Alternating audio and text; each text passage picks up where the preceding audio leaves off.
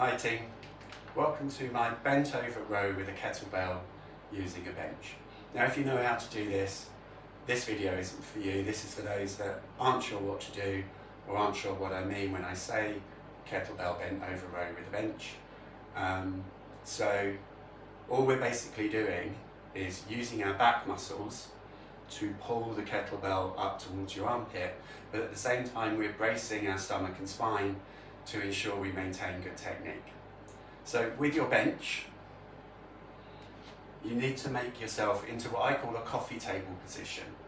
So ideally you've got your knee on one pad and your hand on another, and your spine is long and your belly button is high. Now your supporting knee is soft, so we're never locking out a joint. However, if your bench is a bit high for you, you may need to get a small pad or an extra weight, a plate of some description, under your foot to keep your hips parallel to the floor and your shoulders parallel. Because the challenge is, if we start dipping or twisting, as we pick up the weight, you're going to put a lot of strain through your lower back, which we want to avoid. And the other way we avoid that is by keeping our belly button tight to our spine, but our spine long, so I'm not hunching. My Victorian villain's neck and knuckle are not needed in this.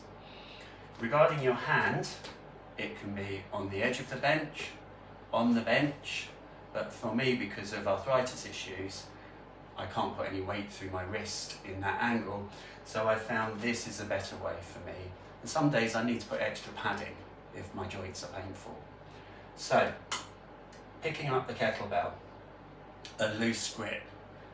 Victorian villains, neck and knuckles, we avoid, and we brace across and through, so we make a frame so that when I pick up my elbow, my body doesn't twist or contort. Now personally, I like to keep the effort in my back rather than drop my shoulder and twist. I prefer to keep everything strong, so I'm still getting a full range of motion, but what I'm losing is the twist and torque on my lower spine. So, breath out on the up, breath in, maintaining really strong contact with my lats on the other side.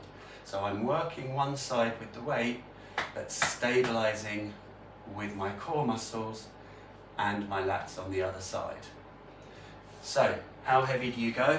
Well, depending on what you want to achieve, if you're going for bulk strength, 2 to 4 sets, less than 8 reps, at between 80 to 100% of what you can lift, remembering your last 3 have to be with good technique but with fatigue.